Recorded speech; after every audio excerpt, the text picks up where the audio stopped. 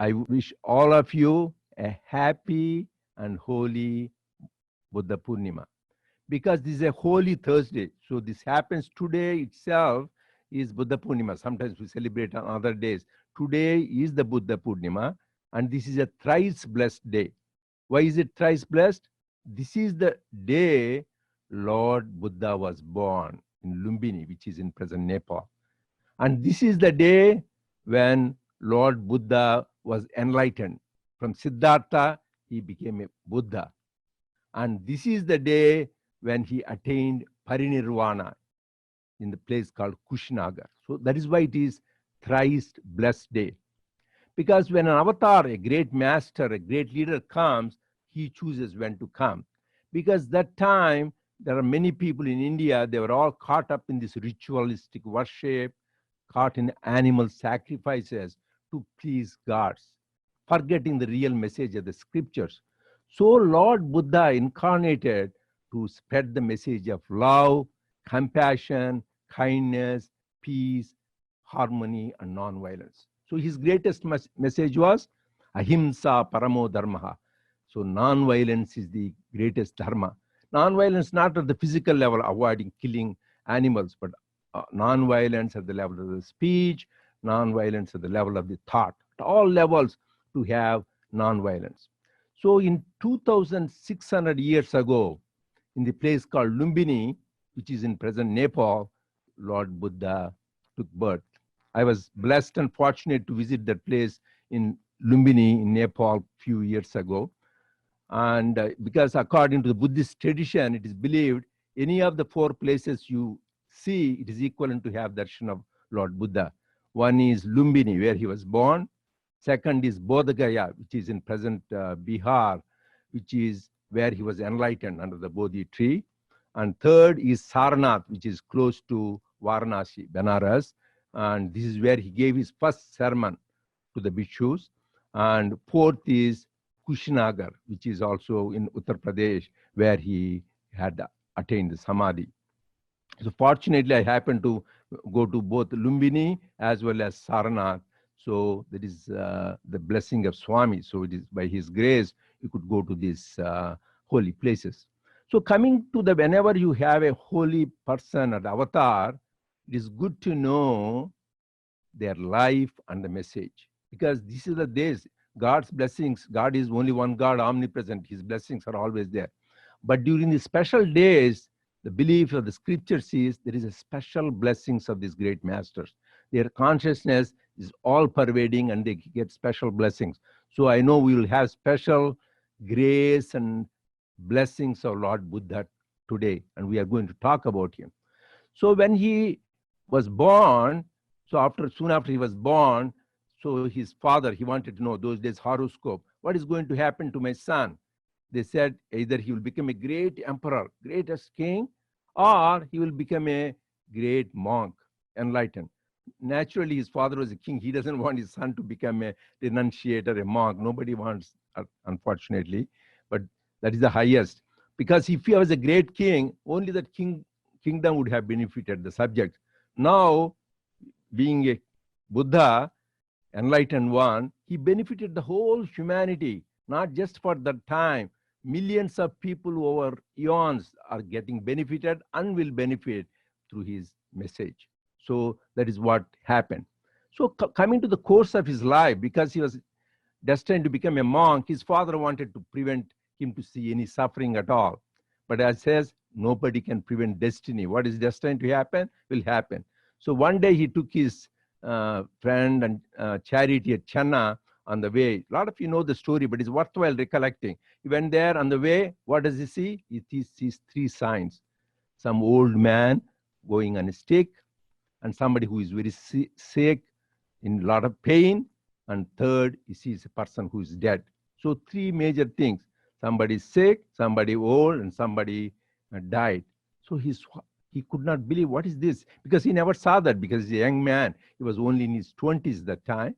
So he was, what is this happening? He asked his charioteer, what is this happening? Will I become like that old?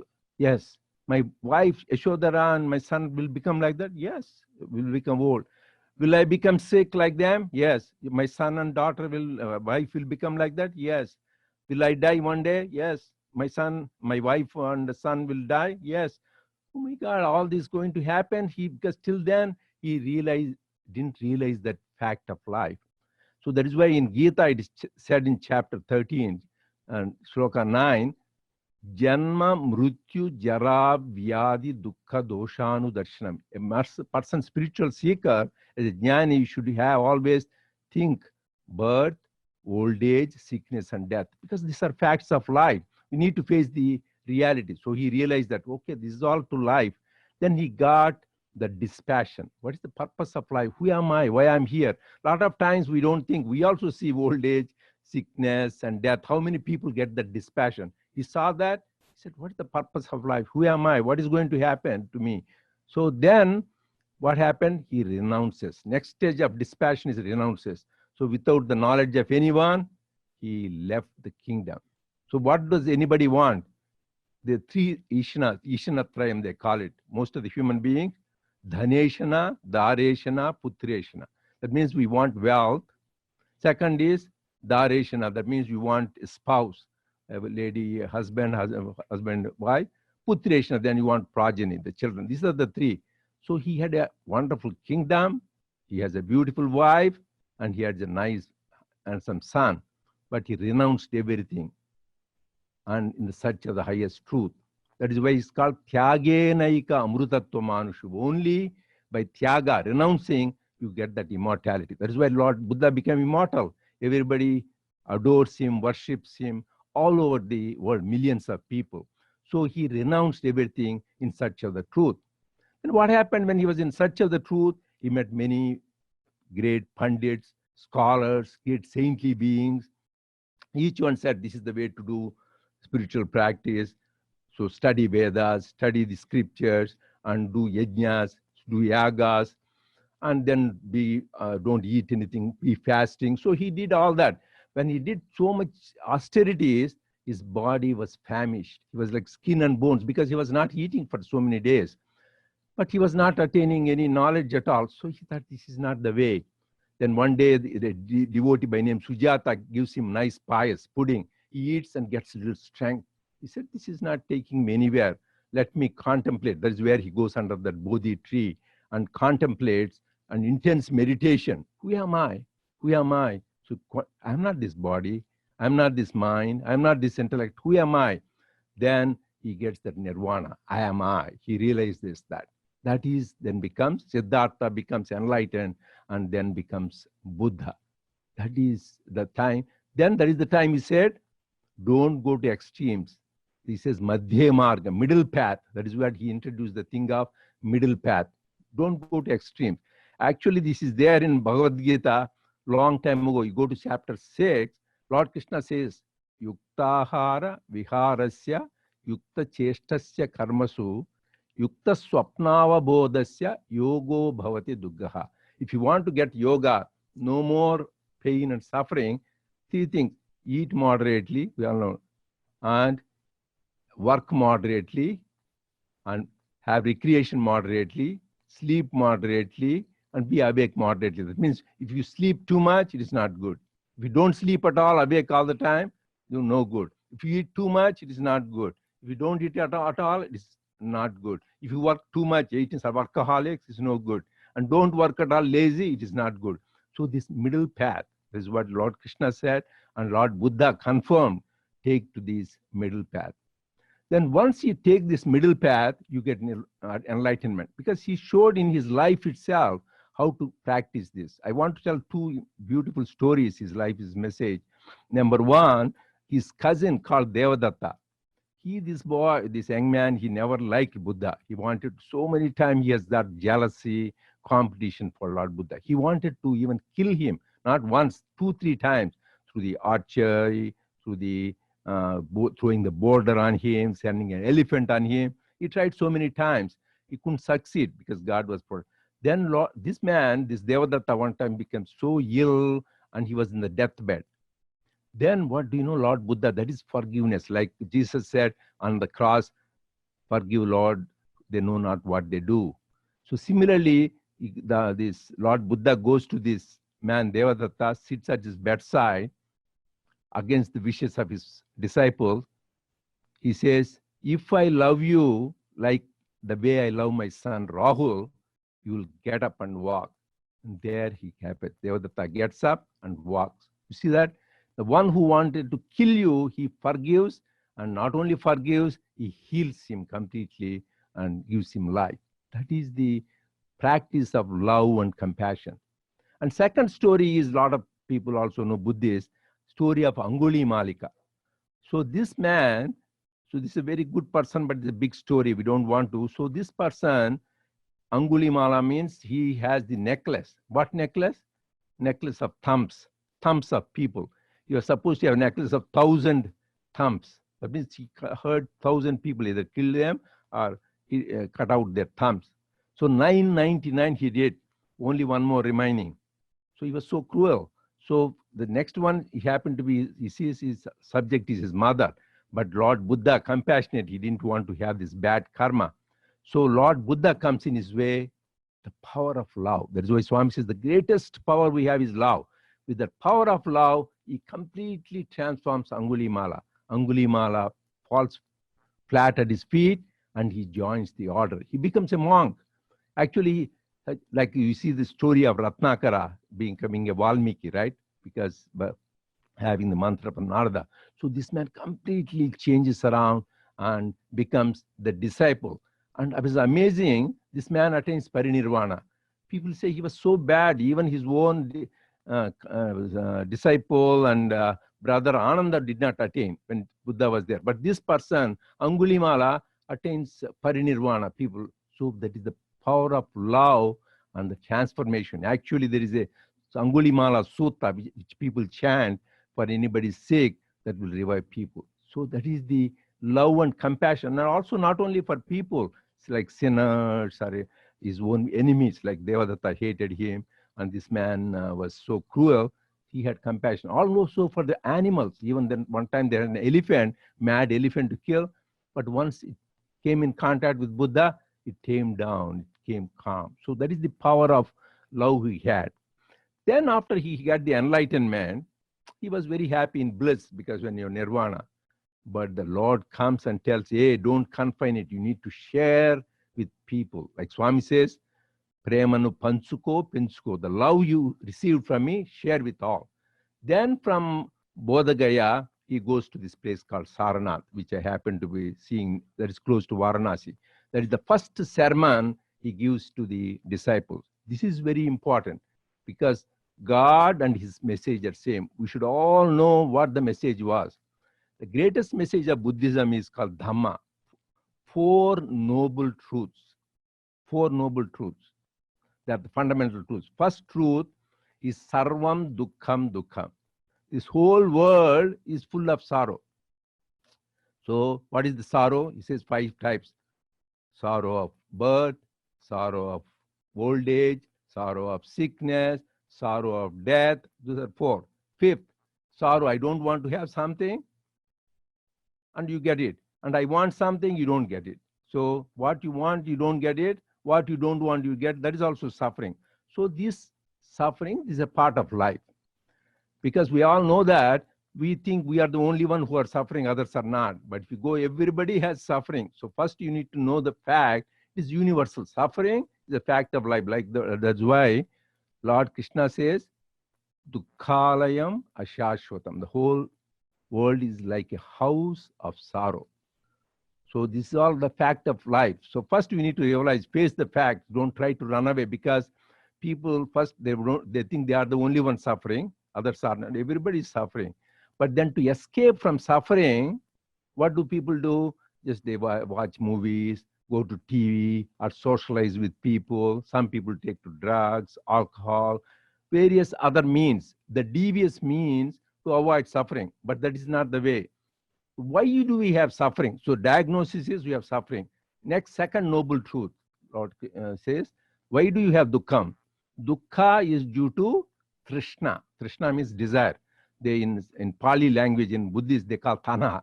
That means you have desire. Even Swami says the root of all problems, man minus desire is equal to God. So because of our desire, we get this suffering. If our desires don't get fulfilled, then you will be unhappy. If your desires get fulfilled, you want to have more of that.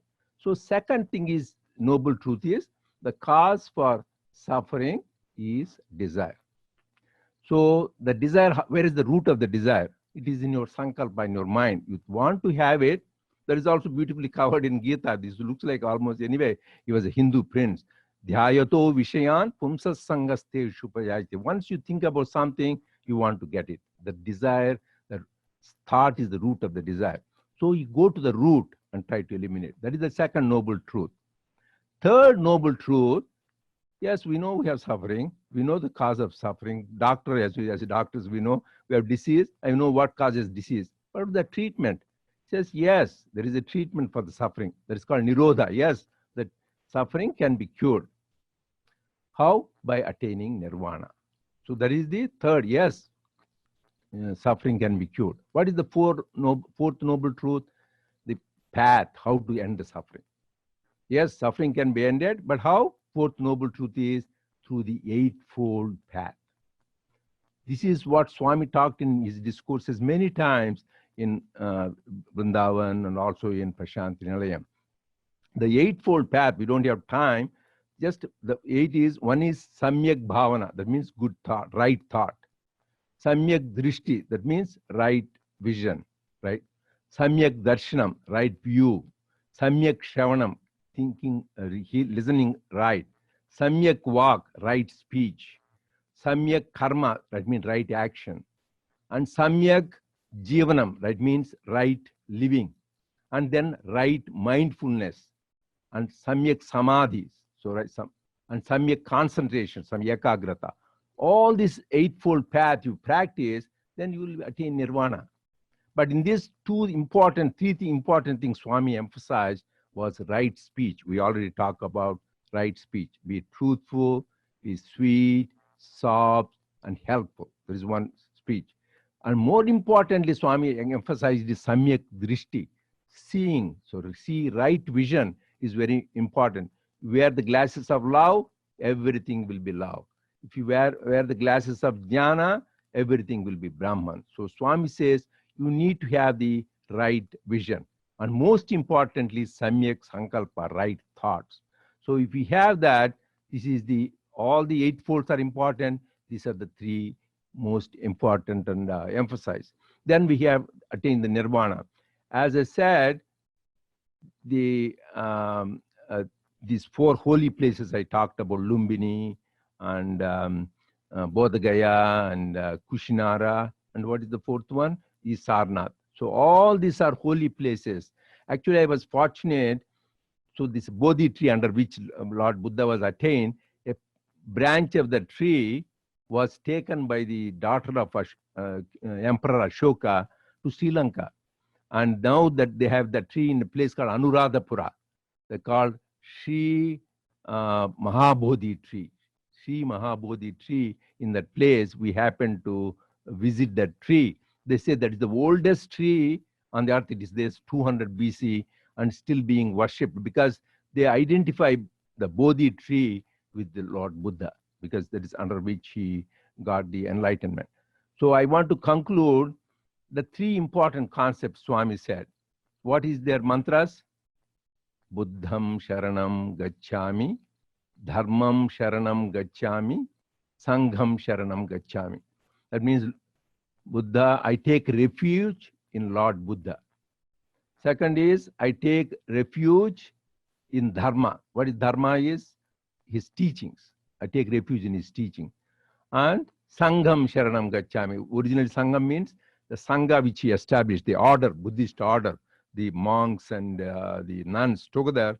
That is the order which. So I take refuge in Lord Buddha, I take refuge in these teachings, I take refuge in the order. But Swami gave a beautiful meaning for that. You see that? He says, I take refuge in Buddham, Buddhi, which is fundamental discrimination, to do the right thing. That is what everybody has it. You take the surrender to that. And why should you do Buddham Sharanam Gacchami, Dharmam Sharanam Gacchami? So that we can use this Buddhi so that we walk on the righteous dharma, path of dharma, because dharmo rakshati rakshita. If you pack, you will be saving. Then why should you be in the dharmic path? Sangam, to serve the society. So use the buddhi so that you go on the righteous path, to sangam, so that you serve the society. How beautifully, same thing, how Swami made it. That is why he said sangha niti and papa bhiti, daiva priti. These are the three things. First, you should have love for God, fear of sin, and serve the society. And this is the three jewels they call. This is the three Sharanag. But Swami changed it further. Satyam Sharanam Gacchami, Ekam Sharanam Gacchami, Premam Sharanam Gacchami. That means take refuge in truth, because truth is God. And then next is Ekam Sharanam Gacchami. There is only one thing exists. We are talking about unity. So try to take refuge in the unity, because unity is God. And Premam Sharanam Gacchami. So the love, as he says, love is the source, the path, and the goal. So Satyam Sharanam Gacchami, Ekam Sharanam Gacchami, Premam Sharanam Gacchami. So I want to conclude with this Buddhist, this mantra, the Gayatri mantra. So everybody knows that. Dayatmanaya vidmahe, Sai Buddhaya dhimahi, Tanno Shanta Prachodayat. Dayatmanaya vidmahe, Sai Buddhaya dhimahi, Tanno Shanta Prachodayat. I am repeating 3 times. Dayatmanaya vidmahe, Sai Buddhaya dhimahi, Tanno Shanta Prachodayat. Thank you. Jai Sai Ram.